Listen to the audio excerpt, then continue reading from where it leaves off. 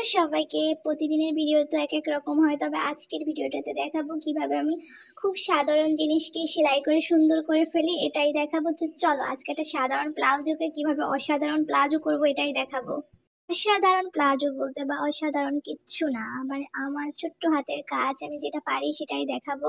তো সকাল সকাল ঘুম থেকে উঠে চারদিকের পরিবেশটা এত সুন্দর ছিল, আর এইখানে আমার গাছগুলোকে আমি একটু দেখে নিয়েছিলাম। গাছগুলো এত সুন্দর বাতাসে নড়াচড়া করেছিল, দেখতে অনেক ভালো লাগছে। আর সকাল সকাল পাখিদের গোসল করিয়ে দিলাম, আর ওরা বলতেছে যে আমি অলস, অনেকদিন থেকে গোসল করাই না, এই জন্য ওদের নাকি ভালো লাগে না।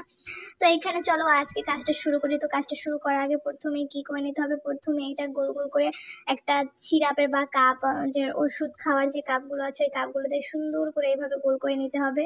সেলাই করতে হবে। সেলাই আমি ওরকম একটা পারি না, তারপরে চেষ্টা করি, টুকিটাকি সেলাই পারি।